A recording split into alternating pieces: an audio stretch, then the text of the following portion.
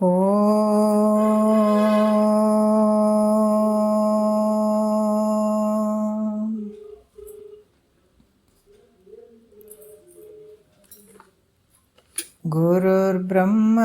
ಗುರುರ್ವಿಷ್ಣು ಗುರುರ್ದೇವೋ ಮಹೇಶ್ವರಃ ಗುರು ಸಾಕ್ಷಾತ್ ಪರಬ್ರಹ್ಮ ತಸ್ಮೈ ಶ್ರೀ ಗುರವೇ ನಮಃ.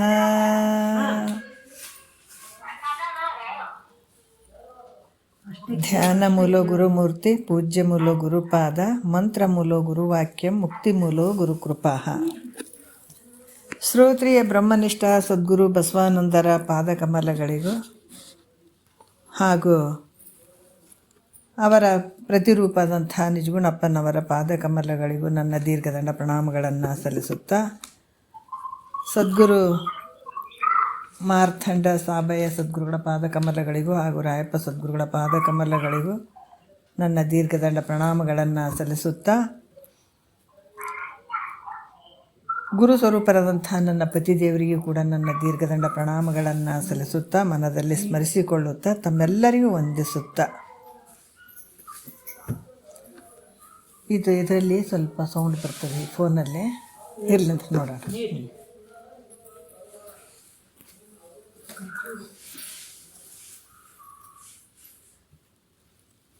ಅವರೇ ಇಡಬೇಕದು, ಮ್ಯೂಟ್ ಅವರೇ ಇಡಬೇಕು. ಇವಾಗ ಕೈವಲ್ಯ ಪದ್ಧತಿ ಇದರಲ್ಲಿ ನೀತಿ ಕ್ರಿಯಾಚರ್ಯ ಸ್ಥಳದ 16ನೇ ಪದದಲ್ಲಿ ಕೊನೆಯ ಒಂದು ಸ್ವಲ್ಪ ನುಡಿ ನೋಡ್ಕೊಂಡು ಕೇಸಿ ನಾವು ಹೋಗೋಣ ಮುಂದಕ್ಕೆ. ಭಾಳಷ್ಟು ವಿಚಾರಗಳನ್ನು ಅವರು ತಿಳಿಸ್ತಾ ಇದ್ದಾರೆ ನಮ್ಗೆ. ಈ ಕೈವಲ್ಯ ಅಂತಂದ್ರೆ ಮೋಕ್ಷ, ಪದ್ಧತಿ ಅಂದ್ರೆ ದಾರಿ ಅನ್ನುವಂಥದ್ದು. ಈ ಒಂದು ಆನಂದದ ಮಾರ್ಗಕ್ಕೆ ನಾವು ಹೋಗಲಿಕ್ಕೆ ಭಾಳಷ್ಟು ಯೋಗ್ಯವಾದಂಥದ್ದು ಅಂತ ಹೇಳಿ, ಇವಾಗ ನಾವು 16ನೇ ಪದ ಅದರಲ್ಲಿ ಕೊನೆಯ ಸ್ವಲ್ಪ ನುಡಿಗಳನ್ನು ನೋಡೋಣ. ಸೆಕೆಂಡ್.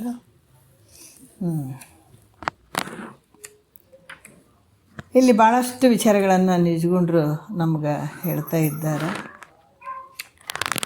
ಏನು ಹೇಳ್ತಾ ಇದ್ದಾರೆ ನೋಡೋಣ.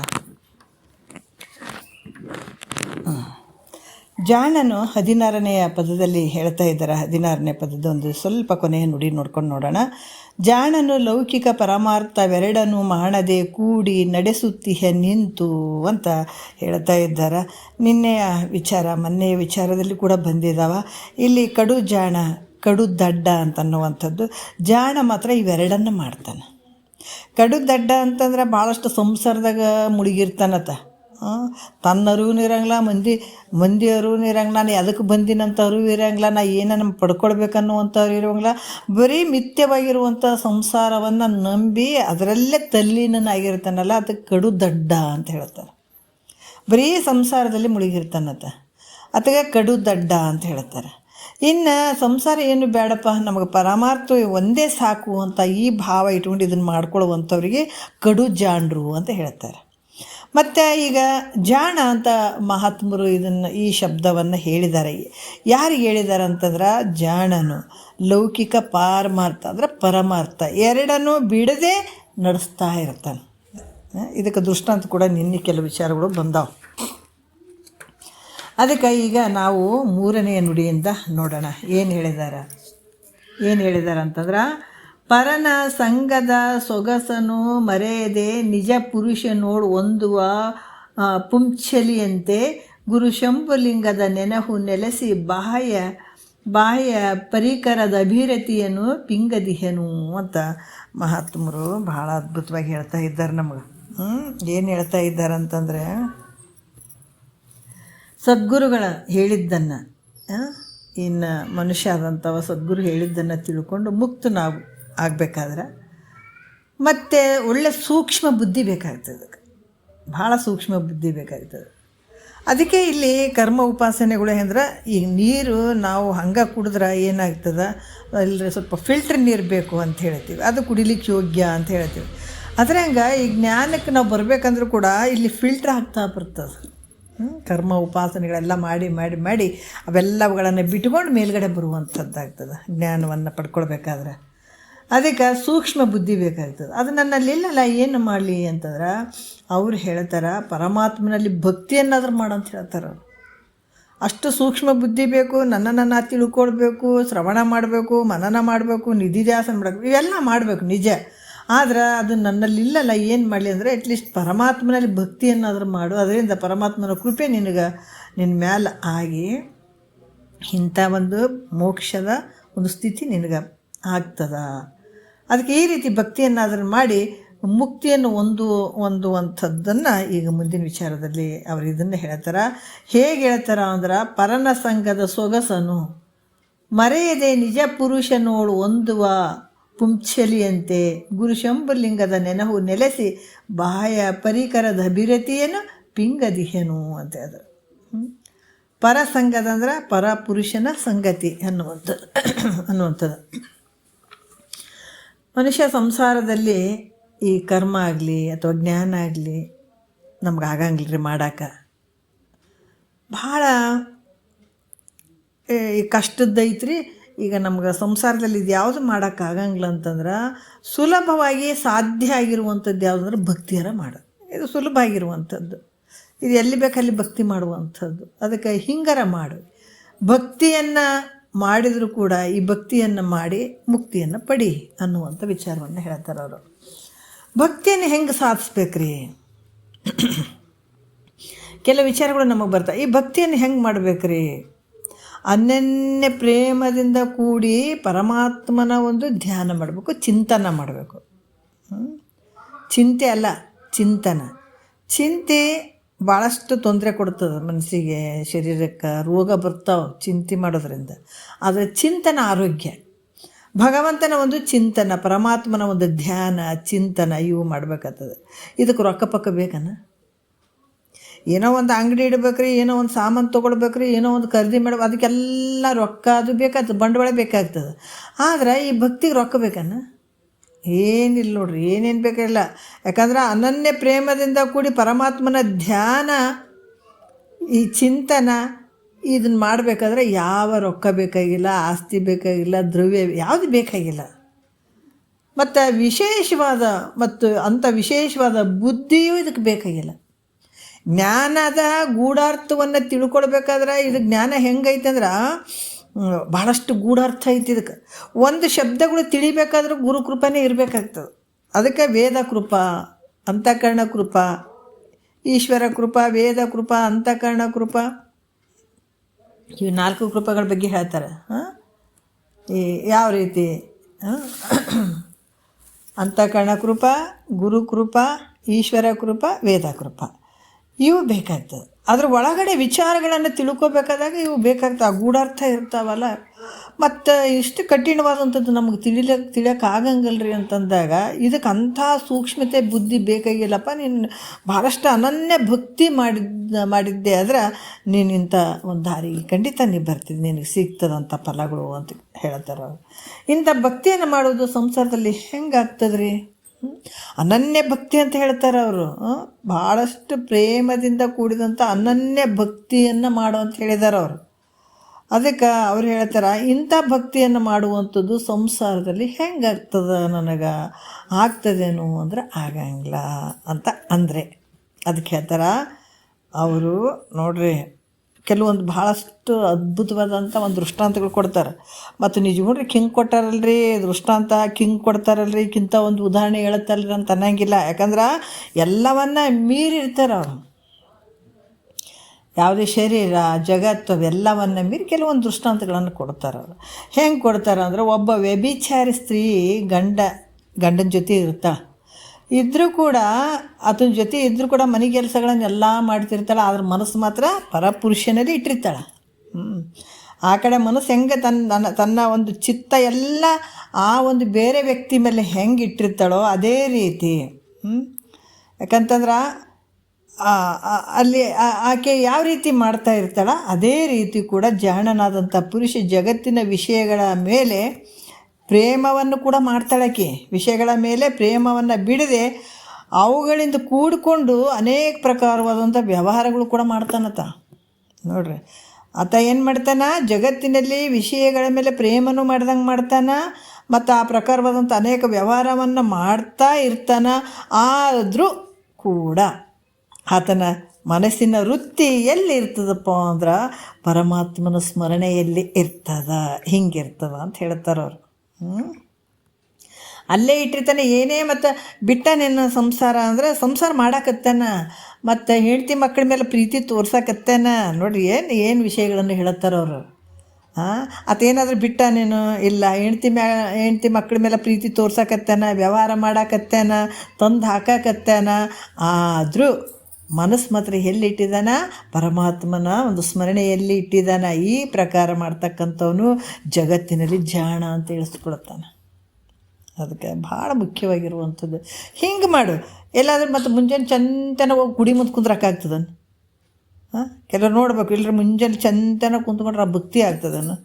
ಈ ಭಕ್ತಿ ಎಲ್ಲಾದರೂ ಮಾಡು. ನಿನ್ನ ಮನಸ್ಸು ಭಗವಂತನ ಚಿಂತನೆ ಮಾಡೋಕೆ ಹಚ್ಚು, ಆ ಧ್ಯಾನ ಮಾಡೋಕೆ ಹಚ್ಚು. ನೀ ಕೆಲಸ ಶರೀರದಿಂದ ಏನು ಕೆಲಸ ಮಾಡ್ತೀವಿ ಮಾಡು, ಆದ್ರೆ ಮನಸ್ಸು ಮಾತ್ರ ಭಗವಂತನ ಒಂದು ಚಿಂತನದಲ್ಲಿ ಇರಲಿ, ಸ್ಮರಣೆಯಲ್ಲಿ ಇರಲಿ. ಈ ರೀತಿ ಯಾರು ಮಾಡ್ತಾರೋ ಅವ್ರು ಜಾಣರು. ಮಹಾತ್ಮರ ದೃಷ್ಟಿ. ಅದಕ್ಕೆ ಮಹಾತ್ಮರು ಹೌದೌದು ಅಂತ ಜೀವನ ಮಾಡ್ಬೇಕು, ಹೌದೌದು ಅನ್ಬೇಕು ಅವರು. ಹಂಗೆ ಜೀವನ ಮಾಡಬೇಕು. ಇವು ಅಜ್ಞಾನಿಗಳು ಹೌದೌದು ಅನ್ನಂಗೆ ಜೀವನ ಅವರು ಇಂಥವೆಲ್ಲ ಮಾಡಿದ್ರೆ ಇಷ್ಟಪಡ್ತಾರನ್ನ ಅವರು.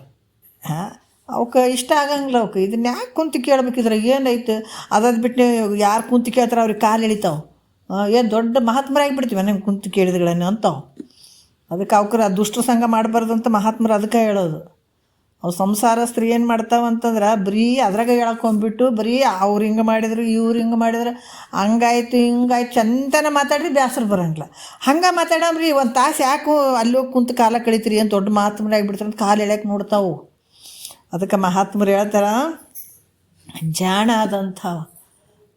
ಆದಂಥವ ಈ ಥರ ಮಾಡ್ತಾನೆ. ಅಂಥವ್ರಿಗೆ ಏನು ಮಹಾತ್ಮರು ಏನಪ್ಪ ಎಂಥ ಜೀವನ ಮಾಡ್ತಾ ಇದ್ದಾನ ಅಂತನ್ನುವಂಥ ಒಂದು ಭಾವ ವ್ಯಕ್ತಪಡಿಸ್ತಾರೆ. ಹಂಗೆ ಜೀವನ ಇರಬೇಕು ಅಂತ ಮಹಾತ್ಮರು. ಅದಕ್ಕೆ ಈ ಸಂಸಾರವನ್ನು ಮಾಡ್ತಾನೆ, ಅದ್ರ ಜೊತೆ ಪರಮಾರ್ಥಕ್ಕೂ ಕೂಡ ಅಥವಾ ಸಮಯ ಇಟ್ಕೊಂಡಿರ್ತಾನೆ, ಗುರುವಾಕ್ಯನೂ ಕೇಳ್ತಾನೆ, ಸಂಸಾರವನ್ನು ಮಾಡ್ತಾನೆ. ಇದಕ್ಕೆ ಜಾಣ ಅಂತ ಕೂಡ ಹೇಳ್ತಾರೆ.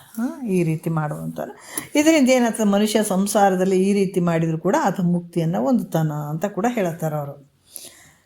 ಮತ್ತು ಮನುಷ್ಯ ಯಾವ ರೀತಿ ಇದ್ದಾಗ ಮೋಕ್ಷ ಆಗ್ತದ್ರಿ?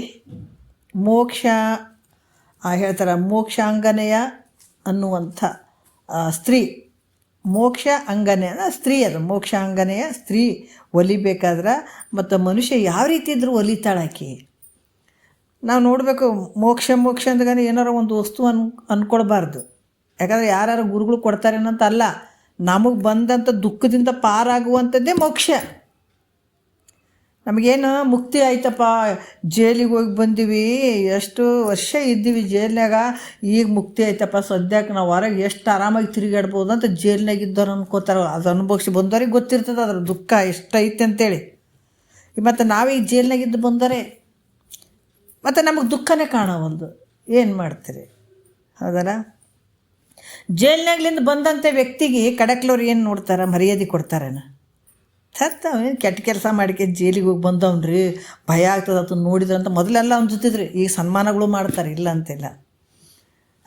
ಎಷ್ಟು ಹೆದರಿಕೆ ಬರ್ತದ್ರಿ. ಜೈಲಿನಿಂದ ಬಂದಾನಂದ್ರೆ ಅವಾಗ ಹೆದರ್ತಿದ್ರು, ಜೈಲ್ನಾಗ ಬಿದ್ದು ಬಂದನ್ರಿ ಅಂತ. ಹೀಗೆ ಹಂಗೇನಿಲ್ಲಲ್ಲ ಅವಾಗ. ಅದಕ್ಕೆ ಹೆಂಗೆ ಬಂದರೂ ಕೂಡ ಸ್ವಲ್ಪ ವ್ಯಾಲ್ಯೂ ಅಂತಂದ್ರೆ ಏನಂದ್ರೆ, ಮೊದಲೆಲ್ಲ ಹಂಗಿತ್ತು ನೋಡ್ರಿ. ಅವಾಗ ಏನೋ ತಪ್ಪು ಕೆಲಸ ಮಾಡಿದಾನ ಹಂಗೆ ಹಿಂಗೆ ಅಂತ ಅಂತಿದ್ರು. ಈಗ ಮತ್ತೀಗ ಮಹಾತ್ಮರ ದೃಷ್ಟಿಯಿಂದ ನಾವು ಅಂಥವ್ರೆ ಕಳ್ರೆ. ಯಾಕಂದ್ರೆ ಜನ್ಮಾಂತರದಲ್ಲಿ ಕಳ್ತನ ಮಾಡೀವಿ, ಎಲ್ಲೋಟು ಮಾಡೀವಿ.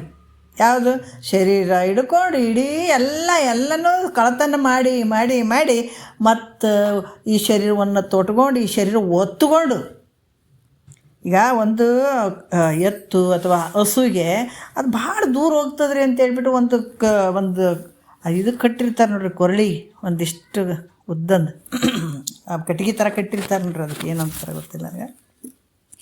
ಅದು ಕೊರಳಲ್ಲಿ ಹಾಕಿರ್ತಾರೆ, ಅದು ಮುಂದಕ್ಕೆ ಜಾಸ್ತಿ ಹೋಗ್ಬಾರ್ದು ಅಂಥೇಳಿ. ಹೌದಲ್ಲ, ಅದನ್ನು ಪಾಪ ಎಳ್ಕೊಂಡು ತಿರುಗಾಡ್ತಾನೆ. ಈಗ ನಮಗೆ ಪರಮಾತ್ಮ ಏನು ಕೊಟ್ಟಿದ್ದಾನೆ? ನಮ್ಗೆ ಈ ಶರೀರ ಕೊಟ್ಟಿದ್ದಾನೆ. ಇದನ್ನು ಎಳ್ಕೊಂಡು ತಿರುಗಾಡ್ಬೇಕು. ಇದೇ ಚಂದ ಅನಿಸಿಬಿಟ್ಟದೆ. ಇದು ಅಜ್ಞಾನ. 84 ಲಕ್ಷ ಜೀವರಾಶಿಯಿಂದನೂ ಇಂಥ ಶರೀರಗಳನ್ನು ಒತ್ಕೊಂಡು ಬಂದವರು ಇನ್ನೂ ಬೇಸರಿಕೆ ಬರೋಲ್ದಂದ್ರೆ ಥತ್ ಮೂರ್ಖ ಅಂತಾರವ್ರು ನೋಡ್ರಿ. ಅದಕ್ಕೆ ಮಹಾತ್ಮರು ಹೇಳ್ತಾರೆ, ನೀನು ಕಳ್ಳನೇ, ಮತ್ತಿಷ್ಟು ಜನ್ಮದಲ್ಲಿ ಶರೀರ ನಾನು ಅಂತಂದವನು ಮತ್ತು ನೀನು ಕಳ್ಳ ಅಂತಾರೆ. ಏನಂತಾರೆ? ಕಳ್ಳತನ ಮಾಡ್ಕೊಂಡು ಬಂದದಕ್ಕೆ ತಾಯಿ ಅನ್ನುವಂಥ ಗರ್ಭಕ್ಕೆ ಅದು ಜೈಲಿದ್ದಂಗೆ. ಅದು ಜೈಲಿನಾಗ ಬಂದು ಈಗ ಚಂದ ಮುಖ ಮಾಡ್ಕೊಂಡು ಈ ಜಗತ್ತಿನೊಳಗೆ ಅದು ಮಾಡಿದೆ ಇದು ಮಾಡಿದೆ. ಮಹಾತ್ಮರು ಅಂತಾರ, ಏನು ಅಜ್ಞಾನಿ ಆಯಿತು ಇದು ಅಂತ. ಜೈಲಿಗೆ ಬಂದದ ಇದು ಶರೀರ ಸಾಯೋವರೆಗೆ ಒತ್ಕೊಂಡು ತಿರುಗಾಡಬೇಕು. ತನ್ನ ಕಷ್ಟನೇ ತನಗೆ ಗೊತ್ತಿಲ್ಲ, ತನ್ನ ರೋಗನೇ ತನಗೆ ಗೊತ್ತಿಲ್ಲ, ಮಂದಿದ ವಿಚಾರ ಮಾಡ್ತದೆ. ಇದು ಮೂರ್ಖ ಅಂತ ಮಹಾತ್ಮರು ಹೇಳ್ತಾರೆ. ಅದಕ್ಕೆ ಇದೆಲ್ಲದರಿಂದ ಬಿಡುಗಡೆ ಆಗುವಂಥದ್ದು. ತಾಯಿ ಜೇಲ್ ಅನ್ನುವಂಥದ್ರಿಂದ ಬಿಡುಗಡೆ ಆಗಬೇಕಾಗಿದ್ದು ಮೊದಲು. ಇದು ಸುಮ್ಮ ಲೌಕಿಕದಾಗ ಪ್ರಾಕ್ಟಿಕಲ್ ಅಂತ ನಾನು ಹೇಳಿದ್ದೇನೆ. ಯಾಕೆ ಇದು ಪ್ರಾಕ್ಟಿಕಲ್ ಅಂತ ಹೇಳಿಸ್ಕೊಳ್ತದಂತಂದ್ರೆ, ಯಾರೋ ತಪ್ಪು ಮಾಡಿದಾಗ ಜೈಲಿಗೆ ಹಾಕ್ತಾರಿಲ್ಲ, ಅದೇ ರೀತಿ ಕೂಡ ನಮ್ಮ ತಪ್ಪಿಗೆ ನಿಜವಾದ ಜೈಲು ಯಾವುದಂದ್ರೆ ತಾಯಿ ಗರ್ಭ. ನಾವು ಜೈಲಿನಾಗಿದ್ದು ಬಂದವರೇ ಎಲ್ಲರೂ. ಆದರೂ ಇನ್ನೂ ಜೈಲಿಗೆ ಹೋಗ್ಬಾರ್ದಪ್ಪ ಅನ್ನುವಂಥದ್ದು ನಿನಗೆ ಅವಕಾಶ, ಅದರಿಂದ ಬಿಡುಗಡೆ ಆಗಬೇಕನ್ನುವಂಥದ್ದು ಒಂದು ಅವಕಾಶ ಕೊಟ್ಟಿದ್ದಾನೆ ನಿನಗೆ. ಮಾನವ ಶರೀರ ಬಂದದ್ದು ಮತ್ತು ಅದಕ್ಕೆ ಅಲ್ಲಿ ಕೂಡ ಅವಕಾಶ ಇರ್ತದೆ. ಎಲ್ಲಿ? ಜೈಲಿನಾಗ ಕೂಡ ಅವಕಾಶ ಇರ್ತಿದ್ದಿಲ್ಲ ಒಂದು ಸ್ವಲ್ಪ. ಹೆಂಗಿರ್ತದಂದ್ರೆ ಸನ್ನಡತೆ ಅಂದ್ರೆ ಆತ ಎಲ್ಲರಿಗೂ ಒಳ್ಳೆಯವನಾಗಿರಬೇಕು, ಒಳ್ಳೆಯದನ್ನು ಮಾಡಬೇಕು. ಆವಾಗ ಜನವರಿ 26 ಅಥವಾ ಆಗಸ್ಟ್ 15ಕ್ಕೆ ಏನು ಮಾಡ್ತಾರೆ, ರಾಷ್ಟ್ರಪತಿ ಅಥವಾ ರಾಜ್ಯಪಾಲ ಇವರು ಸನ್ನಡತೆ ಉಳ್ಳಂಥವ್ರು ಅಂತೇಳ್ಬಿಟ್ಟು ಜೈಲಿನಿಂದ ಅವ್ರಿಗೆ ಪಾರು ಮಾಡ್ತಾರೆ. ಅವರಿಗೆ ಮುಗೀತು, ಆಯ್ತಪ್ಪ ನೀನು ಒಳ್ಳೆ ಕೆಲಸಗಳನ್ನು ಮಾಡಿದಿ, ಒಳ್ಳೆಯವನಾದಂಥವನಿದೆ, ನೀನು ಇವತ್ತಿಗೆ ಶಿಕ್ಷೆ ಮುಗೀತು, ನೀನು ಆರಾಮಾಗಿ ನೀವು ಹೊರಗೆ ಹೋಗು ಅಂತೇಳ್ಬಿಟ್ಟು ಆ ಒಂದು ಹಕ್ಕು ರಾಜ್ಯಪಾಲಗ ರಾಷ್ಟ್ರಪತಿಗೆ ಇರ್ತದೆ ಬಿಡುಗಡೆ ಮಾಡುವಂಥದ್ದು. ಅದ್ರಂಗೆ ಇಲ್ಲಿ ಕೂಡ ನಮಗೈತೆ. ನಾವು ಈ ಶರೀರದಿಂದ, ಜನನ ಮರಣದಿಂದ, ತಾಯಿ ಗರ್ಭದಿಂದ ನಾವು ಬಿಡುಗಡೆಯಾಗಿ ಆನಂದವಾಗಿ ಇರಬೇಕಾಗ್ಯದ. ಮತ್ತಿಲ್ಲಿ ಯಾರಿಗೆ ನಾವು ಸನ್ನಡತೆ ಅಂತ ತೋರಿಸ್ಬೇಕಿಲ್ಲಿ? ಭಗವಂತಗೆ ನಾವು ಸನ್ನಡತೆ ಉಳ್ಳಂಥವ್ರಾಗಿರ್ಬೇಕಾಗ್ತದೆ. ಸದ್ಗುರು ವಾಕ್ಯವನ್ನು ಕೇಳಬೇಕಾಗ್ತದೆ. ಇವೆಲ್ಲ ಗುಣಗಳನ್ನು ಬದಲಾವಣೆ ಮಾಡ್ಕೊಳ್ಬೇಕಾಗ್ತದೆ. ಇವೆಲ್ಲ ಮಾಡಿಕೊಂಡಾಗ ನಾವು ಈ ದುಃಖದಿಂದ ಬಿಡುಗಡೆ ಆಗೋಕ್ಕೆ ಸಾಧ್ಯ ಅದ. ಎಂಥ ದುಃಖ? ಜನನ ಮರಣ ಅನ್ನುವಂಥ ದುಃಖ, ತಾಯಿ ಗರ್ಭ ಅನ್ನುವಂಥದ್ದು ಜೈಲು. ನಾವೇನು ಅನುಭವಿಸ್ತಾ ಇದ್ದೀವಿ, ಒಂದಲ್ಲ ಎರಡಲ್ಲ, ಅಷ್ಟು ಕಷ್ಟ. ಶರೀರ ತೊಟ್ಕೊಂಡು ಬಂದೀವಂದ್ರೂ ಕೂಡ ನಾವು ಆರಾಮಿರ್ತೀವೇನೋ? ಒಂದಲ್ಲದು ಒಂದು ರೋಗಗಳು ಶರೀರಕ್ಕೆ, ಹೌದಾ? ಬಾಲ್ಯ, ಯೌವನ, ಮುಪ್ಪು ಎಲ್ಲ ಕಾಲಗಳಲ್ಲಿ ನಮಗೆ ಕಷ್ಟ ಐತೆ, ತೊಂದರೆ ಐತೆ. ಮುಪ್ಪಂತೂ ಹೇಳ್ತೀರ್ದು, ನರ್ಕದ ಸದೃಶ್ಯ ಅದು ಮುಪ್ಪು. ಮತ್ತು ಅಂಥದ್ರಿಂದ ನೀವು ಬಿಡುಗಡೆ ಆಗಬೇಕಾಗಿತ್ತಂದ್ರೆ ಏಕೈಕ ಮಾರ್ಗ ಅಂದ್ರೆ ಜ್ಞಾನ. ಇದನ್ನು ಪಡ್ಕೊಂಡು ಅಂತಂದ್ರೆ ನೀನು ಇಂಥ ಒಂದು ದುಃಖದಿಂದ ಬಿಡುಗಡೆ ಆಗೋಕ್ಕೆ ಸಾಧ್ಯ ಆಗ್ತದೆ. ಇದಕ್ಕೆ ಮೋಕ್ಷ ಅನ್ನುವಂಥದ್ದು. ಮೋಕ್ಷ ಅಂದರೆ ಇದೇ ಅತ್ಯಂತ ದುಃಖ ನಿವೃತ್ತಿ, ಪರಮಾನಂದದ ಪ್ರಾಪ್ತಿ ಆಗುವಂಥದ್ದಕ್ಕೆ ಮೋಕ್ಷ ಅಂತ ಹೇಳ್ತಾರೆ. ಇಂಥ ಮುಕ್ತಿ ಆಗಬೇಕಾದ್ರೆ ಮತ್ತು ನಾವೇನು ಮಾಡಬೇಕು? ಹೆಂಗೆ ಆಗ್ತದೆ ರೀ? ಹೆಂಗೆ ನಾವು ಇರಬೇಕು? ಅದಲ್ಲ, ನಾವು ಹೆಂಗನ ಮಾಡ್ತೀವಿ ಅಂದರೆ, ಅದಕ್ಕೆ ನಂಬು ಜ್ಞಾನವನೇ ಕರ್ಮವೆಂಬ ಜಾಲದೋಳು ಸಿಲ್ಕಿ ಅಂಬಲಿಸದಿರು ಮುಕ್ತಿ ಬಯಸಿ ಮನುಜ ಅಂತ ಹೇಳಿದಾರೆ. ನಾವು ಅರ್ಥ ಮಾಡ್ಕೋಬೇಕು ಭಾಳ. ಎಷ್ಟೇ ಕರ್ಮಗಳನ್ನು ಮಾಡ್ತೀವಿ ಅಂದರೆ ಅಲ್ಲಿ ಮೋಕ್ಷ ಇಲ್ಲ. ಅಲ್ಲಿ ಏನಾಯಿತು ಒಂದು ತಿಳ್ಕೊಬೇಕು. ಎಷ್ಟೇ ಕರ್ಮಗಳನ್ನು ಮಾಡಲಿ, ಆ ಕರ್ಮದಲ್ಲಿ ಏನಾಯ್ತಪ್ಪ ಅಂತಾರೆ ಅಂತಕಣ ಶುದ್ಧ ಮಾತ್ರ ಆಗ್ತದೆ ಅಷ್ಟೇ, ಹೊರತಾಗಿ ಜ್ಞಾನ ಅಳವಡಂಗಿಲ್ಲ. ಮತ್ತು ನಾವು ಜ್ಞಾನಕ್ಕೆ ಬರಬೇಕಾಗ್ತದೆ. ಅಂಥ ಮುಕ್ತಿ ಆಗಬೇಕಾಗಿತ್ತಪ್ಪ ಅಂತಂದ್ರೆ ಇಲ್ಲಿ ಏನು ಮಾಡಬೇಕು ಅಂದ್ರೆ, ಮುಕ್ತಿ ಕಾಂತೆಯ ರತಿ ಸುಮ್ಮನಾಗುವುದೇ ಪರಯುಕ್ತಿ ಅರಿದು ಕೂಡುವವರಿಗಲ್ಲದಿಂತು ಅಂತ ಹೇಳ್ತಾರೆ ಅವ್ರು. ಏನು ಹೇಳ್ತಾರ? ಮುಕ್ತಿ ಕಾಂತೆಯ ರತಿ, ಮುಕ್ತಿ ಕಾಂತೆಯ ರತಿ ಅಂದ್ರೆ ಇಲ್ಲಿ ಹೇಳ್ತಾರ, ಈ ಮೋಕ್ಷ ಅನ್ನುವಂಥ ಸ್ತ್ರೀಯಳು. ರತಿ ಅಂದರೆ ಕ್ರೀಡಾ ವಿನೋದ ಅಂದರೆ ಆ ಒಂದು ಪ್ರೀತಿ ಇರುವಂಥದ್ದು. ಅದು ಪರಯುಕ್ತಿ ಅರಿದು ನೋಡ್ರಿ ಏನು ಹೇಳ್ತಾರೆ? ಪರಯುಕ್ತಿ ಅರಿದು ಅಂದರೆ ಶ್ರೇಷ್ಠವಾದ ಯುಕ್ತಿಗಳನ್ನು ತಿಳ್ಕೊಂಡು. ಹಿಂದಿನ ವಿಚಾರದ ಬಂದಾಗ ಯುಕ್ತಿ ಅಂದರೆ ಏನಪ್ಪ ಅಂತಂದ್ರೆ ಶಾಸ್ತ್ರ ಸಮ್ಮತವಾಗಿರುವಂಥ ವಿಷಯ ಇರಬೇಕು ಮತ್ತು ನಿನಗೆ ಅನುಭವಕ್ಕೆ ಬರಬೇಕು. ಅದು ಯುಕ್ತಿ ಅಥವಾ ದೃಷ್ಟಾಂತ ಅಂತ ಹೇಳ್ತಾರೆ. ಇಂಥ ಯುಕ್ತಿಗಳನ್ನು ತಿಳ್ಕೊಂಡು ಈ ರೀತಿ ಮುಂದೆ ನಾವು ಇದನ್ನು ತಿಳ್ಕೊಂಡು ಅಂಥದನ್ನು ಪಡ್ಕೊಳಕ್ಕೆ ಸಾಧ್ಯ ಆಗ್ತದೆ. ಮನುಷ್ಯ ಯಥಾರ್ಥ ಸುಖವನ್ನು ಹೊಂದಬೇಕಾದ್ರೆ, ಯಥಾರ್ಥವಾದಂಥ ಸುಖ ನಮಗಾಗಬೇಕಿದು. ಅದಕ್ಕೆ ನಾವು ಎಲ್ಲಿ ಹೋಗ್ಬೇಕಪ್ಪ ಅಂತಂದ್ರೆ ಸದ್ಗುರು. ಅದಕ್ಕೆ ಇಲ್ಲಿ ಹೇಳಿದ್ದು ಬರೇ ಸದ್ಗುರು ಅಂತ ಹೇಳಿಲ್ಲ ಅವರು, ಸದ್ಗುರುಗಳು ಸತ್ಶಾಸ್ತ್ರ. ಅದಕ್ಕೆ ಶ್ರುತಿ ಗುರುಗಳ ಬೋಧೆಯದು ತತ್ವಮಸಿ ಎಂದು ನುತಿಸಲಾನಾರೆಂದು ಬೆಸೆಗೊಂಡ ಬಗೆಗೆ ಗತಿಯಾವುದಿನ್ನು ತನ್ನುಳುಮೆ ತನ್ನೊಳಗಲ್ಲಾದಿ ತರಂಗಳಲ್ಲಿ ಭೇದಿಸಲುಂಟೆ ಬರಿದೆ ತನ್ನನೇ ಪರವೆಂದು ತಿಳಿಯುವುದಲ್ಲದೆ ಬೇರೆ ಭಿನ್ನ ಬಿಟ್ಟರ ಸಾಲೇನುಂಟು ಕಾಣಿಸಲು. ಎಷ್ಟು ಅದ್ಭುತವಾಗಿ ಹೇಳ್ತಾರಲ್ಲ. ಅದಕ್ಕೆ ಇಂಥ ಮುಕ್ತಿಯನ್ನು ಪಡ್ಕೊಳ್ಬೇಕಾದಾಗ ಒಂದು ವಿಚಾರ, ಅದಕ್ಕೆ ಕೆಲವು ಭಾಳಷ್ಟು ವಿಚಾರಗಳು ನಾನು ಯಾಕೆ ಈ ವಿಚಾರಗಳನ್ನು ಹೇಳ್ತೀವಿ ಅಂದರೆ ಇದು ಕ್ರಮಶಾಸ್ತ್ರ ಐತೆ. ನಾವು ವಿಷಯಗಳನ್ನು ಯಾವುದ್ಯಾವುದೋ ಒಂದು ಕಠಿಣತ್ವ ಮಾಡಿ ಹೇಳುವಂಥದ್ದಲ್ಲ. ಮುಕ್ತಿ ಅನ್ನುವಂಥದ್ದು ನಮ್ಮ ಮೋಕ್ಷ ಆಗಬೇಕಾಗಿತ್ತು, ನಾವು ಆನಂದವಾಗಿ ಇರಬೇಕಾಗಿತ್ತು, ಈ ಭವರೋಗದಿಂದ ನಾವು ಪಾರಾಗಬೇಕಾಗಿತ್ತು ಅಂದ್ರೆ ನಾವು ಸ್ವಲ್ಪ ಕೆಲಸಗಳನ್ನು ಮಾಡ್ಕೊಳ್ಬೇಕಾಗ್ತದೆ. ಏನಪ್ಪ ಇಂಥ ಮುಕ್ತಿ ಅನ್ನುವಂಥ ನಮ್ಗೆ ಈ ಒಂದು ಸ್ಥಿತಿ ನಮಗೆ ಬರಬೇಕಾಗಿತ್ತಂದ್ರೆ ಸದ್ಗುರು ಅಂದರೆ ಎಂಥದ್ದಿರಬೇಕು? ಇದು ಸತ್ಯಾನುಭವ, ಇದು ಮಿಥ್ಯಾನುಭವ ಎಂದು ಒದವಿ ಬೋಧಿಪನೇ ಸದ್ಗುರುವಕ್ಕು. ಇದು ಸತ್ಯ ಅದ, ಇದು ಮಿಥ್ಯ ಅಂತ ಅದನ್ನೇ ಹೇಳಬೇಕು, ಸತ್ಯ ಇದ್ದ ಹೇಳಬೇಕು. ಅದಕ್ಕೆ ಕರುಣಾರಸದ ಕೋಡಿ ವರಿವ ಕಟಾಕ್ಷದ ಪರತತ್ವ ಅರುಪುವ ಆಲಾಪದ ಅಂತ ಹೇಳಿದ್ದಾರೆ ಅವರು. ಸುಮ್ಮನೆ ಎಲ್ಲರ ಬಂಧುಗಳನ್ನೇ, ಅದಕ್ಕೆ ಶಿಷ್ಯನು ಬಲಾಢ್ಯ ಇರಬೇಕು. ಮತ್ತು ಗುರುವಿಗೆ ಅಷ್ಟೇ ಹೇಳಕತ್ತೀರಿ, ನಮ್ಗೆ ಹೇಳಕತ್ತಿಲ್ಲ ಅಂತಲ್ಲ, ಶಿಷ್ಯನೂ ಅಷ್ಟೇ ಬಲಾಢ್ಯ ಇರಬೇಕು, ಗುರುನೂ ಅಷ್ಟೇ ಬಲಾಢ್ಯ ಇರಬೇಕು. ಇಬ್ಬರೂ ಇರಬೇಕು. ಮತ್ತು ಇಲ್ರಿ ಗುರುಗಳೇ ಹಂಗಿರ್ಬೇಕ್ರಿ ಅಂತಂದ್ರೆ ನಿನ್ನ ಬಲ್ಲಿನೂ ಕೂಡ ವಿವೇಕ, ವೈರಾಗ್ಯ, ಶಮ, ದಮಾದಿ ಷಟ್ ಸಂಪತ್ತಿಯಿಂದ ಕೂಡಿರಬೇಕು. ನೀನು ಶಿಷ್ಯನಾದಂಥ ಇಂಥ ರೋಗದಿಂದ ನಾ ಬಿಡುಗಡೆ ಆಗಬೇಕನ್ನುವಂಥ ಭಾವ ನಿನಗೂ ಇರಬೇಕು, ಸದ್ಗುರುವಿಗೂ ಕೂಡ ಇರಬೇಕು. ಇಲ್ಲಿ ಕೂಡ ಏನು ಹೇಳ್ತಾರೆ ಸದ್ಗುರು ಕರುಣ ರಸದ ಕೋಡಿ ವರಿವ ಕಟಾಕ್ಷದ. ಅಥವಾ ನೋಡಪ್ಪ, ಇದು ಸಂಸಾರ ನೋಡು, ಎಷ್ಟು ಹುಟ್ಟೋದು ಎಷ್ಟು ಸಾಯೋದು. ಪುನರಪಿ ಜನನಂ ಪುನರಪಿ ಮರಣಂ ಪುನರಪಿ ಜನನೇ ಜಠರೇ ಶಯನಂ ಯೇ ಸಂಸಾರೇ ಬಹುದುಸ್ತಾರೆ ಕೃಪಾಯ ಪಾರೆ ಪಾಹಿ ಮುರಾರೆ.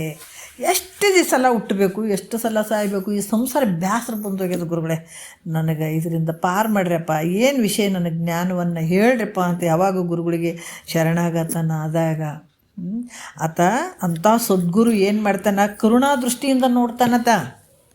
ಅದಕ್ಕೆ ಕರುಣಾ ರಸದ ಕೋಡಿ ಬರಿವ, ಆತನ ಕಣ್ಣಂಚಿನಲ್ಲಿ ಏನಿರ್ತದೆ ಕರುಣೆ ತುಂಬಿರ್ತದೆ. ಆತ ಉದ್ಧಾರ ಆಗಲಿ, ಭೂಮಿಗೆ ಬಂದಿದ್ದಾನ, ದಾರಿ ತಪ್ಪಿಸ್ಬಾರ್ದು. ಇದ್ದು ವಸ್ತುವನ್ನು ಇದ್ದಂಗೆ ಹೇಳಬೇಕು. ಮತ್ತು ಆತ ನೀವೇನು ಹೊಲ ಬೆಳೆದಿರಿ, ನೀವು ಎಷ್ಟು ರೊಕ್ಕ ಮಾಡಿರಿ, ಎಷ್ಟು ಮನೆ ಕಟ್ಟಿರಿ, ರೊಕ್ಕ ಎಷ್ಟು ಇಟ್ಟಿರಿ, ನಿನ್ನ ಮಕ್ಕಳು ಎಷ್ಟು ದುಡಿತಾವ, ಎಷ್ಟು ರೊಕ್ಕ ತಂದು ಕೊಡ್ತಾವ, ಹಿಂಗೆ ಕೇಳ್ತಾನೆ ನನ್ನ ಸದ್ಗುರು. ಜಗತ್ತೇ ಒಂದು ತೃಣಾಸಮ ಅಂತ ತಿಳ್ಕೊಂಡು ಬಿಟ್ಟಂಥ ಗುರುಗಳು ಇಂಥವು ಕೇಳ್ತಾರೆ ಅನ್ನೋದ್ರೆ ಕೇಳಂಗಿಲ್ಲ. ಏನು ಕೇಳ್ತಾನೆ?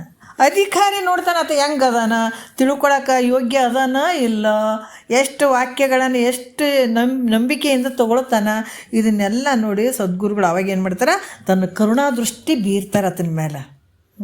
ಕರುಣಾ ರಸದ ಕೋಡಿ ಅರಿವ ಕಟಾಕ್ಷದ ಪರತತ್ವ ಅರೂಪವ ಆಲಾಪದ. ಪರತತ್ವವನ್ನೇ ಹೇಳ್ತಾನೆ, ಪರತತ್ವವನ್ನು ಆಲಾಪ ಮಾಡ್ತಾನೆ, ಅದನ್ನೇ ಹೇಳ್ತಾನತ್ತ. ಅದು ಬಿಟ್ಟು ಬೇರೆ ಏನೇನು ಹೇಳಂಗಿಲ್ಲ ನೋಡ್ರಿ. ಅದಕ್ಕೆ ಆ ರೀತಿ ಅಂಥ ಸದ್ಗುರು ವಿರಲನ್ನ ಮಾನಸದಲ್ಲಿ ಅಂತಾರೆ ಮಹಾತ್ಮರು. ಅಂಥದ್ದು ಬೇಕು ನೋಡು. ಅಂಥದ್ರಿಂದನೇ ಇದು ಬಲಾಢ್ಯ ಕೆಲಸ ಯಾಕಂದ್ರೆ ಬಲಾಢ್ಯ ಗುರುವಿನಿಂದನೇ ಇದು ಕೆಲಸ ಆಗ್ತದೆ. ಇಲ್ಲಾಂದ್ರೆ ಇದು ಮನಸ್ಸು ಹಂಗೆ ಅಷ್ಟು ಅದಲ್ಲ. ಅದಕ್ಕೆ ಇದನ್ನು ಪ್ರತಿ ದಿವಸ ಗುರುಗಳು ವಾಕ್ಯ ಬಿಡ್ತಾನೆ ಇರಬೇಕು. ಅದಕ್ಕೆ ಮಹಾತ್ಮರು ಹೇಳ್ತಾರೆ, ನೋಡಪ್ಪ ಆಯುಷ್ಯ ಇರೋವರೆಗೂ ಟೈಮ್ ಐತಿ ನೋಡು ಗೆಲ್ಲಕ್ಕೆ ಅಂತಾರೆ ಅವರು. ಮತ್ತು ನೀನು ಆನಂದವಾಗಿ ಅದಕ್ಕೆ ಹೇಳಕತ್ತೀರ ಅವರು, ನೀನು ಸುಮ್ಮನೆ ಟೈಮ್ ಪಾಸ್ ಮಾಡಲಿ, ನಿನಗೆ ಏನಾರು ಒಂದು ಇದು ಮಾಡಕ್ಕಂತ ಹೇಳ್ತಾರೇನೋ ಅವರು. ನೀನು ಒಳ್ಳೆ ಉದ್ದೇಶಕ್ಕೆ ನಿನಗೆ ಒಳ್ಳೇದಾಗಲಿ ಅಂತ ಪರಮಾನಂದ ಇರ್ತಾರೆ ಸದ್ಗುರುನಾಥ. ಅದಕ್ಕೆ ಇಂಥದ ಅವರು ಜನ್ಮವನ್ನು ಸಾರ್ಥಕ ಮಾಡಿಕೊಳ್ಳಿ ಅನ್ನುವಂಥ ಉದ್ದೇಶದಲ್ಲಿ ಅವರು ಹೇಳ್ತಾರೆ. ಅಂತ ಪುಣ್ಯದ ಫಲವಾಗಿ ಬಂದು ಇಲ್ಲಿ ಹೇಳ್ತಾರೆ. ಅದಕ್ಕೆ ಎಂಥ ಗುರುಗಳಿಗೆ ನಾವು ಶರಣಾಗತನಾಗಬೇಕು?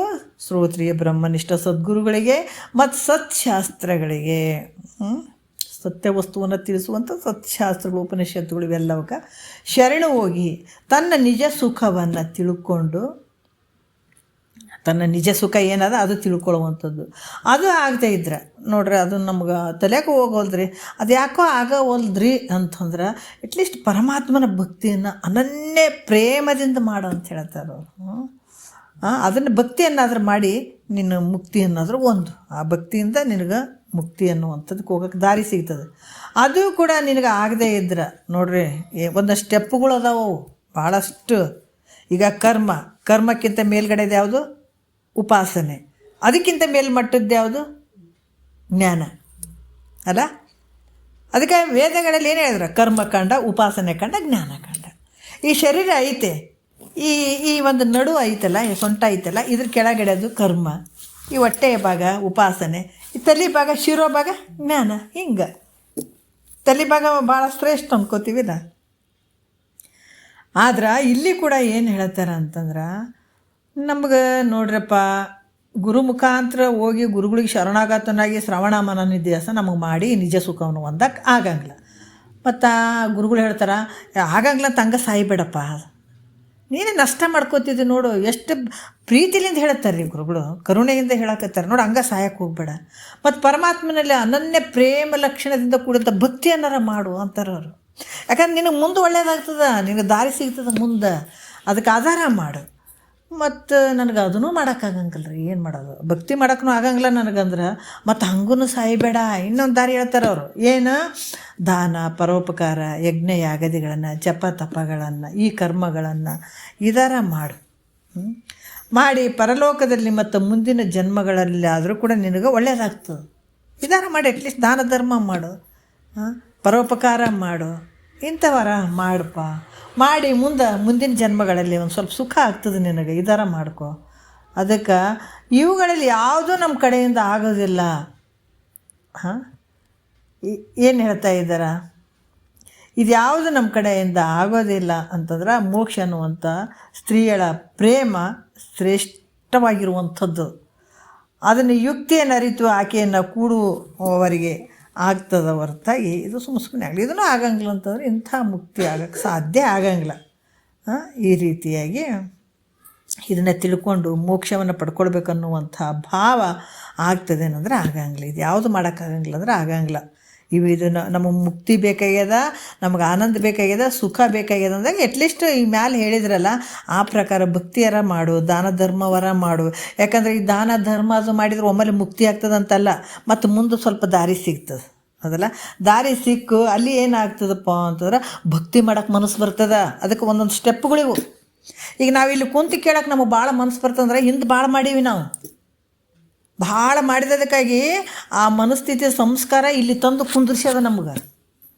ಅದಕ್ಕೆ ದಾನ ಧರ್ಮ ಮಾಡಿದ್ರಿಂದ ಮುಕ್ತಿ ಆಗ್ತದಂತ ಅಂದ್ಕೊಳಂಗಿಲ್ಲ. ಅದ್ರಾಗ ದಾನ ಧರ್ಮ ಮಾಡಿ ಸಾಯ್ತೀನಿ ಅಂತ ಅಲ್ಲ, ಮಾಡಬೇಕು. ದಾನ ಧರ್ಮ ಅಂದರೆ ಮುಕ್ತಿ ಆಗಂಗಿಲ್ಲ, ನಿನಗೆ ಮುಂದೆ ಒಳ್ಳೇದಾಗ್ತದೆ. ಪರಲೋಕದಾಗ ನಿನಗೆ ಅದಕ್ಕೆ ಫಲಗಳು ಅದಾವೆ, ಇಲ್ಲ ಅಂತಿಲ್ಲ. ಆ ಪರಲೋಕದಲ್ಲೇ ಹೋದರೂ ಕೂಡ ನಿನಗೆ ಒಳ್ಳೆಯದೇ ಆಗ್ತದೆ. ಮತ್ತು ನಿನಗೆ ಮುಂದಿನ ಜನ್ಮದಾಗ ಏನು ಸಿಗ್ತದೆ? ಭಕ್ತಿ ಮಾಡುವಂಥ ಮನಸ್ಸು ಬರ್ತದೆ. ಈಗ ಎಷ್ಟು ಜನ ಅದಾರಂದ್ರೆ ಭಕ್ತಿ ಬರ್ತದೇನ್ರಿ? ಆದರೆ ಮಾಮೂಲಿ ಭಕ್ತಿ, ಮಾಮೂಲಿ ಭಕ್ತಿ ಬರ್ತದೆ. ಅದರ ಕರುಣಿಸೆನಗಿದನೆ ಬೇಡುವೇನ ಭವ ಬೇರೊಂದು ವರವನೊಲ್ಲೆನು ಮುಕ್ತಿ ದೊರೆವ ಸಾಧನವ. ಹಿಂಗೆ ಕೇಳ್ತೀವಿ ನಾವು ಯಾರು? ರೊಕ್ಕ ಕೊಡು, ರೂಪಾಯಿ ಕೊಡಪ್ಪ, ಆಸ್ತಿ ಕೊಡು, ಅಂತಸ್ತು ಕೊಡು ಅಂತಲೇ ಕೇಳ್ತೀವಿ. ಮತ್ತು ಈ ಭಾವ ಬರಬೇಕಾಗಿತ್ತಂದ್ರೆ ಕರ್ಮಗಳನ್ನು ಏನು ದಾನ ಧರ್ಮ ಉಪಕಾರ ಇವೆಲ್ಲ ನಿಷ್ಕಾಮ ಕರ್ಮದಿಂದ ಮಾಡಿದಾಗ ಸ್ವಲ್ಪ ಮುಂದಕ್ಕೆ ಹೋಗಿರ್ತೀವಿ. ಅಲ್ಲಿ ಪರಮಾತ್ಮನ ಭಕ್ತಿ ಮಾಡ್ತೀವಿ. ಅದಕ್ಕೆ ಹೇಳ್ತಾರೆ ನೋಡಲಿಲ್ಲವೇ ಯಾವುದು ನೋಡಲಿಲ್ಲವೇ ಮನುಜ ಅಂತ ಒಂದು ತತ್ವ ಪದದಲ್ಲಿ ಬರ್ತದೆ ಅದು. ಯಾಕಂತಂದ್ರೆ ಇಲ್ಲಿ ಯಾವುದು ಅಂತಂದ್ರೆ ಇನ್ನೂ ಒಂದು ವಿಚಾರ ಇರುತ್ತೆ. ಮಿಸುಕಲಿಯದೆನ್ನ ಮೋಹ ವಿಸರವೆಂಬವನವಾನುರುಹಿ. ಮಿಸುಕಲಿಯದೆನ್ನ ಮೋಹ ವಿಸರವೆಂಬ ಅದೇ ನೋಡಲಾಗದೆ ದೇವ ನೋಡಲಾಗದೆ. ಈ ಭಾವ ಬರಬೇಕಾಗಿತ್ತಂದ್ರೆ ಯಾವಾಗ ಬಂತು? ಮಿಸುಕಲಿಯದೆನ್ನ ಮೋಹ ವಿಸರವೆಂಬವನವಾನುರುಹಿ. ಮಿಸುಕಲಿಯದೆನ್ನ ಮೋಹ ವಿಸರವೆಂಬವನವಾನುರುಹಿ. ಬಸಿತವೆನಿಸಿ ರುದ್ರ ನಿನ್ನ ನೊಸಲ ವಹಿನಿ ನೇತ್ರದಿಂದೆ. ನೋಡಲಾಗದೆ ದೇವಾ ನೋಡಲಾಗದೆ. ಇದೇನು ಸುಮ್ಮನೆ ಬಂತ ನೀ ಭಾವ? ಇವೆಲ್ಲ ಬೇಕಾದಾಗ ಮಾತ್ರ ಇಂಥ ಭಕ್ತಿ ಭಾವ ಬರ್ತದ. ಇಂಥ ಪ್ರಶ್ನೆಗಳು ನಮ್ಮ ಮನಸ್ಸಿನಲ್ಲಿ ಹೇಳ್ತಾವ. ಇದು ಸಂಸಾರ ಅಂದ್ರೆ ದುಃಖ ಅನಿಸ್ತಂಗೆ ಆಗ್ತದ. ಇದು ಬೇಡಪ್ಪ, ಸದ್ಗುರುಗಳ ಮುಖಾಂತರ ಇಂಥ ವಿಚಾರಗಳನ್ನು ಕೇಳ್ಬೇಕು ಅನ್ನುವಂಥ ಭಾವ ಬರಬೇಕಾದ್ರೆ ಇವೆಲ್ಲ ಬೇಕಾಗ್ತದೆ. ಅದಕ್ಕೆ ಸುಮ್ಮನೆ ಹಂಗೆ ಸಾಯಿಬಿಡಪ್ಪ. ಸುಮ್ಮನೆ ಕಾಲವನ್ನು ಕಳೆದು ಸಾವುದು ಉಚಿತವೇ, ನೆಮ್ಮಿ ನಿಜವನ್ನು ಮುಕ್ತಿ ಒಡೆಯದೆ ಮನುಜ. ಇದು ಸಾಕಲ್ರಿ ನಮ್ಗೆ. ಮಹಾತ್ಮರ ವಾಕ್ಯ ನಾವೆಷ್ಟು ಅಲಕ್ಷ್ಯ ಮಾಡಿರ್ತೀವಿ ಅಂದ್ರೆ ಅದಕ್ಕೆ ಕೆಲವು ವಿಷಯಗಳು ಬಂದವು. ಯಾರನ್ನು ಬೈದ್ರೆ ಬೆಳಗ್ಗೆಯಿಂದ ಸಂಜೆ ತನಕ ಮನುಷ್ಯರೇ ಆಗಿರೋಂಗಿಲ್ಲ. ಆದರೆ ಸದ್ಗುರುನಾಥನ ವಾಕ್ಯಗಳು ಮಾತ್ರ ನಮಗೆ ಹೋಗೋದೇ ಇಲ್ಲ ತಲೆಯಾಗ. ಏನು ಹೇಳ್ತಾರೆ? ಸುಮ್ಮನೆ ಕಾಲವನ್ನು ಕಳೆದು ಸಾವುದು ಉಚಿತೇವೆ ಅಂತ ಹೇಳ್ಯಾರ. ಅಂದ್ರೆ ನಾವು ಸಂಸಾರ ಭಾಳ ಮಾಡಕತ್ತೀವಿ, ಗುರುಗಳಿಗೆ ತೆರಿಗೆ ಕೆಟ್ಟದನ್ನು ಸುಮ್ಮನೆ ಕಾಲ ಕಳಿಬೇಡ್ರಿ ಅಂತ ಹೇಳಕತ್ತಾರ. ನಮಗೆ ನೋಡಿದ್ರೆ ಬಿಜಿ ಅಂದರೆ ಬಿಜಿ ಅದೀವಪ್ಪ, ನಮಗೆ ಬಿಡುವೇ ಇಲ್ಲರಿ ಅಂತ ಅವು ಅಂತಾವೆ. ಅದು ಒಳಗಿನ ಗೂಢಾರ್ಥನೇ ತಿಳ್ಕೊಳಂಗಿಲ್ಲ. ಏನು ಹೇಳಿದ್ದಾರೆ ಸದ್ಗುರುನಾಥ, ಏನು ಹೇಳಕತ್ತಾನ? ಸುಮ್ಮನೆ ಅಂದರೆ ನಾವು ಇದು ಮಾಡಕತ್ತಿದ್ರು ಕೂಡ ಸುಮ್ಮನೆ ಅಂತ ಹೇಳ್ತಾ ಇದ್ದಾನಂದ್ರೆ ಏನಿರ್ಬೋದು ಒಳಗಡೆ ವಿಚಾರ ಅಂತ ಯಾರು ತಿಳ್ಕೊತಾರೆ ಅವ್ರ ಶಕ್ತಿವಂತರಾಗ್ತಾರೆ. ಹೀಗಾಗಿ ಇಲ್ಲೇನಾಯಿತು ಅಂತಂದಾಗ ಅಂಥ ಭಕ್ತಿಯನ್ನು ಮಾಡಿ ಇದು ಯಾವುದು ಇರಲಿಲ್ಲ ಅಂತಂದ್ರೆ ಅಂಥ ಒಂದು ಮೋಕ್ಷ ಅನ್ನುವಂಥ ಸ್ತ್ರೀಯಳ ಪ್ರೇಮ ಭಾಳಷ್ಟು ಶ್ರೇಷ್ಠವಾಗಿದ್ದಂಥ ಯುಕ್ತಿಯನ್ನು ಅರಿತು ಆಕೆ ಜೊತೆ ಕೂಡದೇ ಇರುವಂಥವ್ರಿಗೆ ಇಂಥ ಆನಂದ ಆಗಕ್ಕೆ ಸಾಧ್ಯ ಇಲ್ಲ ಅಂತ ಕೂಡ ಹೇಳ್ತಾರೆ. ಮತ್ತು ಇಲ್ಲಿ ಕೂಡ 1ನೇ ನುಡಿಯಲ್ಲಿ ಹೇಳ್ತಾರೆ. ಏನು ಹೇಳ್ತಾರೆ? ಶ್ರುತಿ ಗುರು ಸಕರನನುಕೂಲವಿಲ್ಲದೆ ಮಾಯಾಸತಿಯ ಮುನ್ನಿನ ಮೋಹ ಒಳಿಯದೆ ಮತಿ ಲಯದೆ ಕಾಂತದೆಡೆ ಸಮನಿಸದೆ ಸಂಸ್ಕೃತಿ ದುಃಖವಾಂತಕ ಅಡಗದೆ. ನೋಡ್ರಿ ಎಷ್ಟು ಅದ್ಭುತವಾಗಿ ಹೇಳ್ತಾರೆ. ಏನು ಹೇಳ್ತಾರೆ? ಶ್ರುತಿ ಗುರು ಸಕರನ ಅನುಕೂಲವಿಲ್ಲದೆ. ಶ್ರುತಿ ಅಂದ್ರೇನು? ವೇದ ಜ್ಞಾನ. ಶ್ರುತಿ ಅಂದರೆ ವೇದಗಳ. ಗುರು ಅಂದರೆ ಯಾರು? ಶ್ರೋತ್ರಿಯ ಬ್ರಹ್ಮನಿಷ್ಠ ಸದ್ಗುರುಗಳು. ಈತ ಸ್ಪೆಷಲಿಸ್ಟ್. ಭಾವರೋಗವನ್ನು ಕಳೆಯುವಂಥ ತಾಕತ್ತು ಶ್ರೋತ್ರಿಯ ಬ್ರಹ್ಮನಿಷ್ಠ ಸದ್ಗುರುಗೆ ಮಾತ್ರ ಇರ್ತವೆ. ಮತ್ತು ಗುರು ಆದರೂ ಕೂಡ ಆತ ಗುರುಗಳ ಸನ್ನಿಧಾನದಲ್ಲಿದ್ದು ಇದೆಲ್ಲವನ್ನು ಪಡ್ಕೊಂಡಿರ್ಬೇಕು, ಜ್ಞಾನವನ್ನು ಪಡ್ಕೊಂಡಿರ್ಬೇಕು. ನಾವು ತಿಳ್ಕೊಬೇಕು. ಆತನ ಸನ್ನಿಧಾನದಲ್ಲಿದ್ದು ಆತನ ಸೇವಾದಿಗಳನ್ನು ಮಾಡಿ ಪುಡಿ ಆಗಿ ಇಂಥದ್ದೆಲ್ಲ ಅನುಭವಕ್ಕೆ ತೊಗೊಳ್ಬೇಕು. ಅನುಭವ ಭಾಳ ಮುಖ್ಯ ಅದ. ಅನುಭವಕ್ಕೆ ತೊಗೊಳೋದು ಭಾಳ ಮುಖ್ಯ ಅದ. ಬರೀ ಓದಿ ಬರೆದು ಮಾಡಿಕೇಸಿ ನಾವು ಹೇಳ್ತೀವಿ ಅಂದ್ರೆ ಅವನು ನಡೆಯಂಗಿಲ್ಲ. ಆಟ ಇಲ್ಲಿ ನಡೆಯಂಗಿಲ್ಲ. ಯಾಕಂದ್ರೆ ಬರೀ ಓದಿ ನಾವು ಇಂಥದ್ದು ಮಾಡ್ತೀವಿ ಅಂದರೆ ಇದು ಹಂಗೆ ಆಗಕ್ಕೆ ಬರೋಂಗಿಲ್ಲ. ಇದು ಎಡವಟ್ಟುಗಳಾಗಿಬಿಡ್ತಾವೆ ಇವು. ಗುರು ಮುಖಾಂತರನೇ ಕೇಳಿದಂಥ ವಿಚಾರ ಗುರು ಮುಖಾಂತರ ಕುಂತ್ಕೊಂಡು ಅವ್ರ ಸೇವಾದಿಗಳನ್ನು ಮಾಡಿ ಅವರು ಕೇಳಿ ಜ್ಞಾನ ಪಡ್ಕೊಂಡು ಅವೆಲ್ಲ ಅನುಭವಗಳನ್ನು ಮಾಡಿಕೊಂಡು ಅಂಥವ್ರ ಬೈಲೇನೆ ಮಾತ್ರ ನಾವು ಈ ಶಾಸ್ತ್ರವನ್ನು ಕೇಳ್ಬೇಕು ಅನ್ನೋದು ಇರ್ತದೆ. ಎಲ್ಲ ನಾವು ಓದಿವಿ ಬರ್ರಿ ಹೇಳ್ತೀವಿ ಅಂತಂದ್ರೆ ಎಡವಟ್ಟುಗಳಾಗ್ತಾವೆ, ಅಷ್ಟು ಇದಾಗಲ್ಲ. ಹಾಗಾಗಿ ಇಲ್ಲಿ ಕೂಡ ಶ್ರುತಿ ವೇದಗಳ, ಗುರು ಅಂದರೆ ಶ್ರೋತ್ರಿಯ ಬ್ರಹ್ಮನಿಷ್ಠ ಸದ್ಗುರುವಿನ, ಮತ್ತು ಈ ಸಕರ ಅಂದರೆ ಗೆಳೆಯರ ಸತ್ಪುರುಷರು, ಇವರೆಲ್ಲರ ಒಂದು ಸಹಾಯ ಬೇಕಾಗ್ತದೆ. ಅಂದರೆ ನಾವು ವ್ಯವಹಾರದಲ್ಲಿ ಸ್ತ್ರೀಯಿಂದ ಸುಖವನ್ನು ಹೊಂದಬೇಕಾಗಿತ್ತು ಅಂತಂದ್ರೆ ನೋಡ್ರಿ. ಯಾಕಂದ್ರೆ ಒಂದು ಮದುವೆ ಮಾಡಬೇಕಾದ್ರೆ ಏನು ಮಾಡಬೇಕು? ಒಳ್ಳೆ ಹುಡುಗಿನ ನೋಡ್ಬೇಕಂತ ಹುಡುಕ್ತೀವಿ, ಹೌದಿಲ್ಲ? ಒಂದು ಮದುವೆ ಒಂದು ಕನ್ಯೆಯನ್ನು ನೋಡ್ಬೇಕಾದ್ರೆ ಒಳ್ಳೆಯ ಒಂದು ಹುಡುಗಿಯನ್ನು ನೋಡಬೇಕು ಅಂತೀವಿ. ಲಗ್ನ ಆಗಬೇಕಾದ್ರೂ ಕೂಡ ಮೊದಲು ನಾವೇನು ಮಾಡಬೇಕು? ಹುಡುಗಿಯನ್ನು ನೋಡ್ತೀವಿ. ಅಲ್ಲಿ ನೋಡಬೇಕಾದ್ರೂ ಕೂಡ ಮದುವೆ ಆಗಂತವನು ಹೋಗ್ತಾನೆ ಅನ್ನಂದ್ರೆ ಹೋಗಂಗಿಲ್ಲ. ಯಾಕಂದ್ರೆ ಲಗ್ನ ಆಗವನು ಫಸ್ಟಿಗೆ ಹೋಗಂಗಿಲ್ಲ, ಬೇರೆದವ್ರಾಗಿ ನೋಡ್ಕೊಂಬಂದಿರ್ತಾರೆ ಇವನಿಗೆ. ಯಾಕಂತಾರೆ ಇಲ್ಲಿ ಕೂಡ ಫಸ್ಟ್ ಆತನೇ ಹುಡುಗಿನ ನೋಡೋಕೆ ಬಂದಿದ್ನಂತಂದ್ರೆ ಕೆಲವರು ಮೊದಲೆಲ್ಲ ಇಂಥವಿದ್ದು ಮೊದಲು ಹೆಂಗಿದ್ವು ಅಂದ್ರೆ ಮೊದಲು ಯಾರೋ ಒಂದು ತಾಯಿ ತಂಗಿದವರು ಅಕ್ಕದವರು ಅಣದವರು ತಮ್ಮದವ್ರು ಸೇರ್ಕೊಂಡು ಮೊದಲು ಹೋಗಿ ನೋಡಿ ಬಂದು ಆಮೇಲೆ ಹುಡುಗಿಗೆ ಹೇಳ್ತಿದ್ರು ಹಿಂಗದಾಳ ಹಂಗದಾಳ ಅಂತೇಳಿ.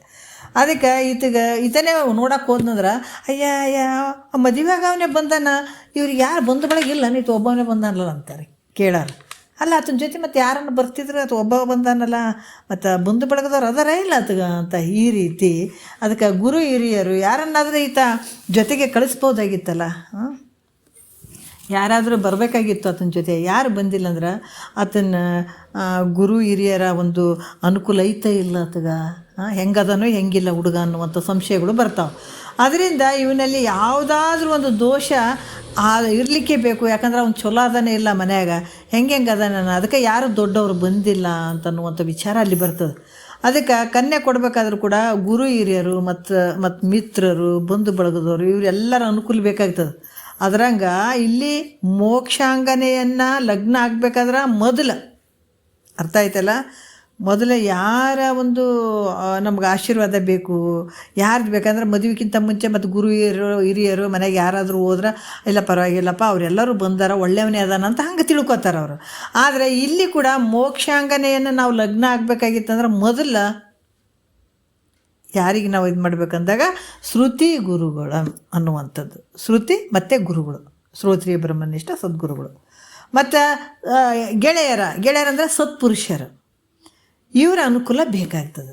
ಆದ್ರೆ ಅದಕ್ಕಿಂತ ಮೊದಲು ನಾವು ಮೋಕ್ಷದ ಒಂದು ಸುಖವನ್ನು ನಾವು ಪಡ್ಕೊಳ್ಬೇಕಾಗಿತ್ತು ಅಂದ್ರೆ ಮೊದಲ ಶ್ರುತಿ ಗುರುಗಳಿಗೆ ಶರಣು ಹೋಗ್ಬೇಕು.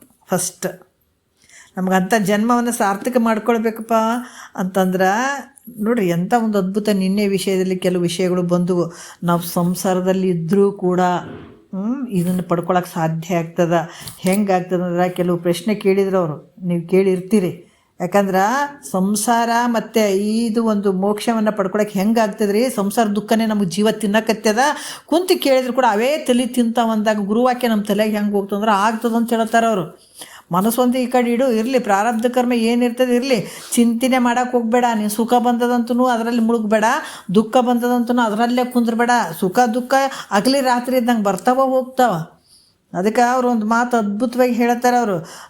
ಒಂದು ನೀರಿನ ಕೆರೆಯಲ್ಲಿ ನಾವು ಹೋದಾಗ ಕೆಳಗಡೆ ಈ ಸೊಂಟದ ಕೆಳಗಡೆ ನೀರಲ್ಲಿ ಮುಳುಗಿರ್ತದೆ, ಮೇಲ್ಗಡೆ ಬಿಸಿಲು ಇರ್ತದೆ, ಹೌದಿಲ್ಲ? ಮೇಲ್ಗಡೆ ಬಿಸಿಲು ತಾಪ ಜಾಸ್ತಿ ಇರ್ತದೆ, ಕೆಳಗಡೆ ತಂಪು ಅನುಭವಿಸ್ತಾ ಇರ್ತದೆ. ಆದ್ರೆ ಒಂದೇ ಸಮಯದಲ್ಲಿ ಬಿಸಿಲಿನ ತಾಪ ನೀರಿನ ತಂಪು ಎರಡೂ ಹೆಂಗೆ ಅನುಭವಿಸೋಕೆ ಬರ್ತದೋ ಅದೇ ರೀತಿ ಕೂಡ ನೀನು ಸಂಸಾರದಲ್ಲಿದ್ದರೂ ಕೂಡ ಇಂಥ ಮುಕ್ತಿಯ ಸುಖವನ್ನು ಪಡೀಲಿಕ್ಕೆ ಸಾಧ್ಯ ಆಗ್ತದೆ. ಅದಕ್ಕೆ ಇಲ್ಲಿ ಕೂಡ ಹೇಳ್ತಾರೆ ಎರಡು ಒಂದೇ ಟೈಮ್ನಲ್ಲೇ ನಾವು ಪಡ್ಕೊಳ್ಳಿಕ್ಕೆ ಸಾಧ್ಯ ಆಗ್ತದೆ.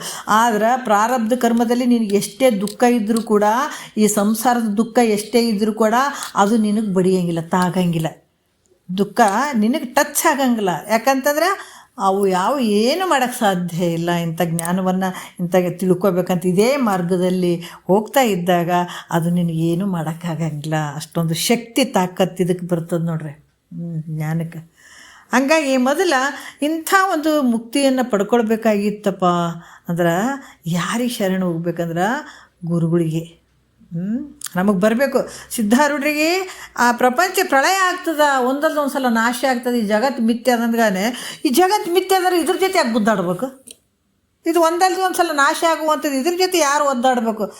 ನಡಿ ನಿತ್ಯ ಇರುವಂಥದ್ದು ಯಾವುದೈತೆ ಸದ್ಗುರು ಮುಖಾಂತರ ತಿಳ್ಕೊಂಡು ಧನ್ಯರಾಗಬೇಕಂತ ಹೊಂಟು ಬಿಟ್ರು. ನಮಗೂ ಅಂಥ ವಿಚಾರಗಳು ಏನಾದ್ರು ಸ್ವಲ್ಪ ತಲೆಗೆ ಬಡಿಬೇಕು ನೋಡ್ರಿ, ಬಡಿದ್ರೆ ಜಿಗದ್ದಾಗಿ ನಾವು ಪಾರಾಗಿಬಿಡ್ತೀವಿ ಜನ್ಮದಿಂದ. ಅದಕ್ಕೆ ಬಡಿತಾವಂತಲೇ ಕ್ರಮವಾಗಿ ಕುಂತು ಕೇಳ್ತಾ ಇದ್ದಾಗ ಒಂದಲ್ದು ಒಂದು ಬಡ್ದೇ ಬಿಡಿತಾವೆ ನಮಗೆ ತಲೆಗೆ.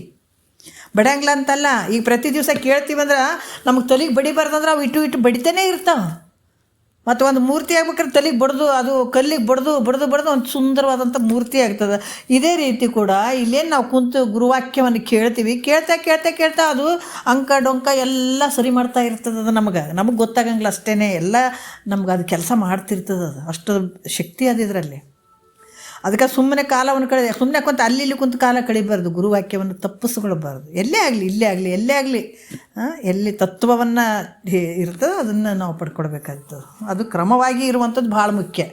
ಮತ್ತು ಇಲ್ಲೊಂದು 4 ಅಲ್ಲೊಂದು ದಿವಸ ಅಂದ್ರೆ ಅಲ್ಲಿ ಮುಕ್ತಿ ಆಗಂಗಿಲ್ಲ. ಕ್ರಮವಾಗಿ ಆಗಬೇಕದು. ಅದಕ್ಕೆ ಈ ರೀತಿ ಈ ಶ್ರುತಿ ಮತ್ತು ಗುರುಗಳ ಗೆಳೆಯರ ಅನುಕೂಲ ಬೇಕು. ಅದಕ್ಕೆ ಶ್ರುತಿ ಗುರುಗಳಿಗೆ ಶರಣು ಹೋಗಬೇಕು ಅಂತ ಹೇಳ್ತಾರೆ. ಮತ್ತು ಇಲ್ಲಿ ಕೂಡ ಏನು ಹೇಳ್ತಾರೆ, ನಂತರ ಹಿರಿಯರು ಗೆಳೆಯರು ಇವರೆಲ್ಲ ಕನ್ಯೆಯನ್ನು ನೋಡಕ್ಕೆ ಹೋದ ಕೂಡಲೇ ಅವ್ರು ಏನು ಹೇಳ್ತಾರೆ, ಅವ್ನಿಗೆ ಲಗ್ನ ಆಗಿಬಿಡ್ತದೆ. ನೋಡಕ್ಕೆ ಹೋದ ತಕ್ಷಣ ಲಗ್ನ ಆಗಿಬಿಡ್ತಾನೆ. ಎಲ್ಲರೂ ಹೋದ ತಕ್ಷಣ ಅಂದ್ರೆ ಲಗ್ನ ಆಗಿದ್ರೆ ಮೊದಲ ಈಗ ಏನು ಹೇಳ್ತಾರೆ, ಹೋದ ತಕ್ಷಣವೇ ಇವರೆಲ್ಲ ಕೂಡ್ಕೊಂಡು ಕನ್ಯೆಯನ್ನು ನೋಡೋಕ್ಕೆ ಹೋಗ್ತಾರಪ್ಪ.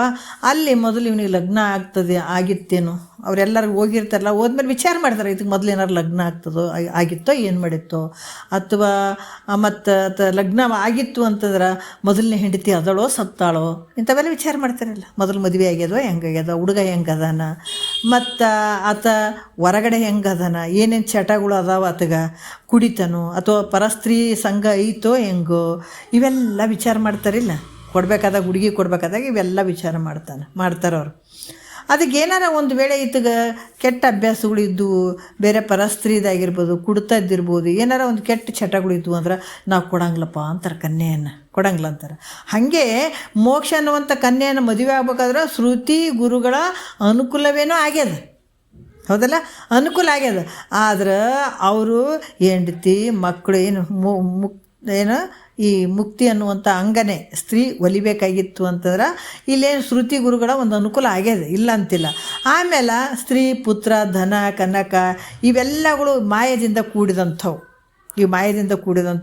ಇವು ಹೆಂಡತಿ ಮತ್ತು ಅಥವಾ ಪರಸ್ತ್ರೀ ಈ ರೀತಿ ಅವರಲ್ಲಿ ಇರ್ತಕ್ಕಂಥ ಮೋಹ ಏನಿರ್ತದ ಇಲ್ಲಿ ಕೂಡ ಇದ್ರ ಮೇಲೆ ಇರ್ತದೆ. ಯಾವುದ್ರ ಮೇಲೆ? ಹೆಂಡತಿ ಪುತ್ರ ಧನ ಕನಕ ಇದ್ರ ಮೇಲೆ ಈ ಮಾಯ ರೂಪದಿಂದ ಕೂಡಿದಂಥವು. ಇದನ್ನು ನಿವೃತ್ತಿ ಆಗಲಿಲ್ಲ ಅಂದ್ರೆ ಹೆಂಗೆ ಈ ಮೋಹ ಇರಬಾರ್ದು. ಒಂದು ವೇಳೆ ಹೆಂಡತಿ ಮಕ್ಕಳು ಮತ್ತು ಈ ಸಂಸಾರ ಇದ್ರ ಮೇಲೆ ಮೋಹ ಇತ್ತಂದ್ರೆ ಮುಕ್ತಿ ಅನ್ನುವಂಥದ್ದು ಆಗಂಗಿಲ್ಲ. ಮತ್ತು ಅದೆಲ್ಲ ತೆಗಿಬೇಕಲ್ಲ.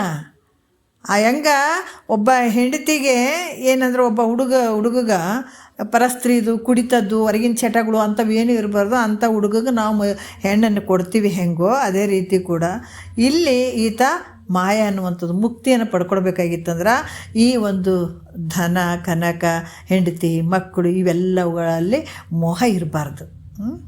ಮೋಹ ನಿವೃತ್ತಿಯಾಗಿರಬೇಕು, ಮೋಹ ಉದಾಸೀನ ಭಾವ ಇರಬೇಕು. ಆವಾಗ ಈ ಮುಕ್ತಿ ಅನ್ನುವಂಥ ಮೋಕ್ಷ ಅನ್ನುವಂಥ ಕನ್ಯೆ ಅವಾಗ ಲಗ್ನ ಆಗ್ತಾಳೆ.